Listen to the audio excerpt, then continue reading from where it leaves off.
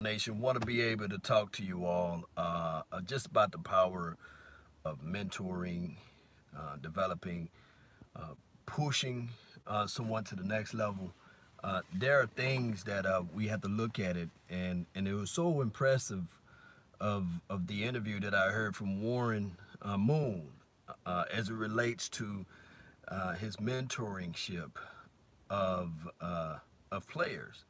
And then he started to break down the fact that how important it is for mentoring to go. And I'm talking about this as it relates to Dak Prescott. I didn't know that Warren Moon actually mentored John Kitna. And then he was breaking it down to the point where is how important this will be for Dak Prescott. Because John Kitna was a guy that he plays loosely. He plays with the ability to see down the field with the actual mechanic works and foot placements, and he also a free spirited guy, opposed to what I heard from like the other news. Like there are some people calling him douchebag down here in Waxahachie, that's close to the area that I'm at. So it's one of those things that IQ says that John Kitna plays with a lot of passion. So it's important. It's really portion. It's really important that we can figure out ways to improve this team just by just small margins. Can John Kitna be a better quarterback coach than a quote unquote Kellen Moore? And I'm gonna talk on that topic as well. I would say yes. What's up, Mr. Truckee, man? I'm gonna have to hit you up, man. We're gonna have to really join together, man, and we talk some Cowboys football. Just let me know where. You know about the city more than I do. But we're talking about the mentoring of Dak Prescott and how the I guess John Kitna can use some of the things that I guess Warren Moon taught him, and then Warren Moon also talked about Dak Prescott, the abilities that he see within Dak Prescott that he likes. He actually lamented the fact that he likes the fact that Dak Prescott he can throw the deep ball.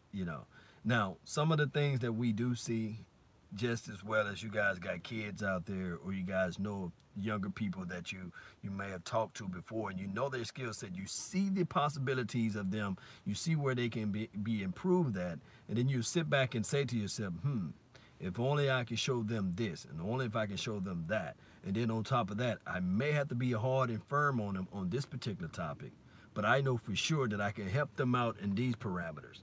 So I'm thinking that what John Kitna is going to do collectively is he's going to help out Dak Prescott in so many ways, whereas he can say, hey, I recall to a time when I had the team in this type of situation. Or I recall the time when Jason Garrett was calling it this way, but I try to step up to him and let him know that, no, this is the way we have to go with it from here. And I think that collectively, just me saying collectively, that John Kitna will be good in those parameters.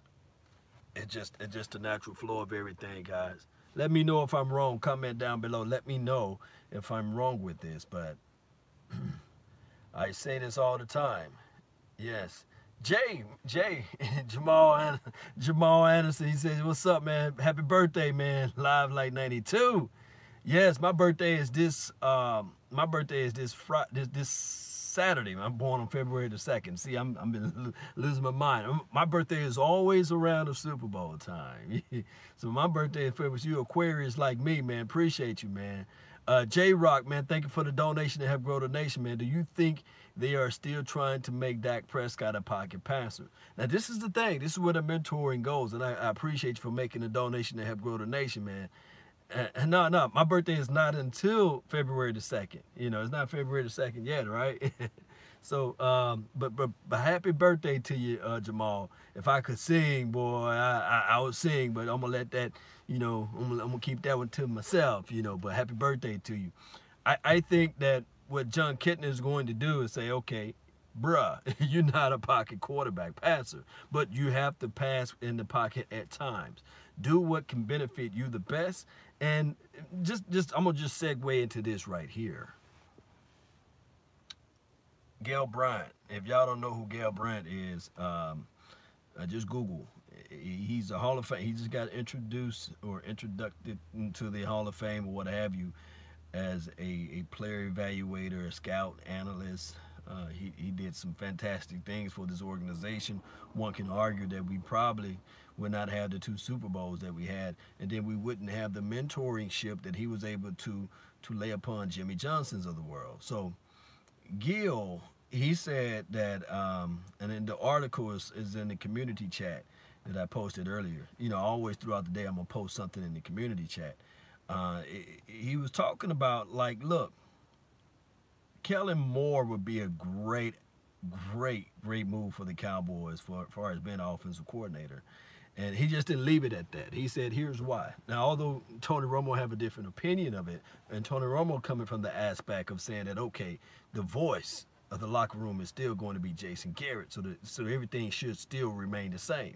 But what, I'm going to say this again, what Gil was saying is that he sees Kellen Moore as a brilliant, intelligent guy who grew up not just liking football, but loving football. His father was a coach or what have you, and although he may not be the best quarterback coach, but an offensive coordinator as it relates to play calling, that's something different, totally different. He's saying that collectively, what he's saying, hey Katie, how you doing? He's saying that collectively, he's saying that Kellen Moore's ability to understand what the defense is trying to do, he can take those things away, crafting up and drawing up plays. Now, what I'm saying is that although Gil is saying that, hey, I think that Kellen Moore is a brilliant asset to this team. I think that Kellen Moore can be able to just drop a whole different things as far as scheme and schematics or whatever you might want to call it, as far as play calling. But what he's saying is that do not sleep on Kellen Moore because he's a wizardry of the mind, right? So when we marry all this stuff together, shout out to you, Daffy Dorsey. When you marry all this stuff together, what we're saying is collectively, and I say collectively about 1,000 times, is that Kellen Moore, with time, he may be the next whiz, he may be the next brilliant guy that's out there that everybody's saying, oh, wow, where did this play come from? Where did this come from? Where did that come from? That's from the argument from Gil. Now, the argument from Tony Romo, he's saying that, hey, at the end of the day, we still got Jason Garrett. And that's when they asked him, hey, what do the Cowboys need to do in order to improve this team? And old Tony Romo, because we know he loved to talk, he sat back and he said,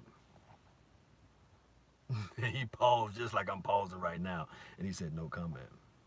So those are things that we have to really look at collectively. I'll say that word again. I'm going to have to use another word.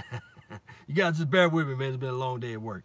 All right, so Kellen Moore, offensive coordinator, John Kitna, the guy that's going to help try to elevate Dak Prescott in small factors as it relates to playing on the field and going through his mechanics. I think that can work. A different voice sometimes can be good. And then if you add in the fact that Kellen Moore, he's always a guy that's drawing up the plays and trying to craft up new things and new ideas. We got that. Cowboy Nation, I remember us, and you guys can remember me saying this right here. Just bring in anybody. Bring in anybody. I'm tired of seeing Scott Lanahan's offense. Maybe it's just something, just a new change of scenery. Sometimes your back hurt, just sleep on the other side of the bed. Come on, we got to formulate our mind into another place, right, nation? And we can happen now that we got a different voice, at least calling the plays. So it's like one day at a time. Arturo, appreciate you, man. Captain, thank you for tuning in to the nation. It's still Jason's offense. Yes, it's still Jason's offense.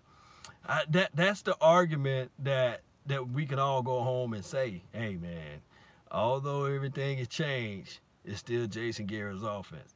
Just like the old classic saying, just because you rearrange the furnitures, the deck, around the deck on the Titanic, don't mean it's going to stop it from sinking. All you did was move one furniture to the other side. The Titanic is still sinking. But just because you rearrange the furniture don't mean that the deck, that the Titanic is not going to sink, is the saying there. But We will see, though. We will see. All we can do, Cowboy Nation, is sit back and enjoy this ride. I know some people said the other day when I posted on the Instagram, I said, hey, Jerry Jones know how to sell this thing. Jerry Jones is selling the fact that, I'm going to wrap this thing up, Jerry Jones know how to sell the fact that, hey, you guys talking Cowboys. And right now, it's all about the Super Bowl, but we're talking about the Dallas Cowboys offensive coordinator and a quarterback coach. Jerry Jones is selling tickets, man. He's still selling tickets during the offseason. All we can do is just sit back and enjoy this ride this roller coaster wherever it may go. And to me, I'm telling you guys already, I'm in the middle of the roller coaster. I might close my eyes. I might just close my eyes when I ride this ride. But I'm going to have my half bottle of Hennessy, and we just going to sit back and enjoy it. I'm not getting off the ride. I don't want you guys to get off the ride as well. We've been riding on this thing live like 95. Ever since 1995, we've been riding on this ride. Come hell and high waters. We may not like where it's going. Whether it's up and down, it's a scary ride. But guess what? Nobody going to take us off that ride. Ain't that right? So we ride or die. That's right. We're going to ride or die with a half bottle of Hennessy because I done already downed the rest of it. And those, I'm in the middle of the roller coaster. Let me know if you right at front because I was at front last year. I was right on the front. I was right up in front. And sometimes I'll close my eyes. And you ever get on that ride and you riding around and you closing your eyes and boy, it's scary. Boy, it's scary. Last year, that was where I was at. Some people say they're on the back of the roller coaster. Long as you don't get off, long as you on the roller coaster, that means everything. With all that being said, guys, I really appreciate you all for tuning in to the nation. Love each and every last one of you all. Don't forget to hit that like button. Share this content if you like, and let's continue to be positive. Remember, if you want a thing bad enough to go out and fight for it, to work day and night for it, to give up your time and your peace and your sleep for it, if all of your desires of it makes you quite mad enough that you don't get tired of it, and it makes you hold all other things tawdry and cheap for it, if life itself seems empty and useless without it, and all that you scheme and dream is about it, if you'll gladly go out and sweat for it, fret for it, and plan for it, and lose all terror of God or man for it, if you would simply go after the thing you want with all of your capacity, strength, and scarcity, with faith, hope, and confidence, and stern pertinacity, if neither cold, poverty, or fame, or sickness of body or brain can turn you away from the thing you want. I'm talking about the Dallas Cowboys. Then dog it and scheme and dream about it. I'm going to tell you guys, one way or another, you guys have been listening to nothing, and I mean absolutely nothing but the best. Salute. I'm out.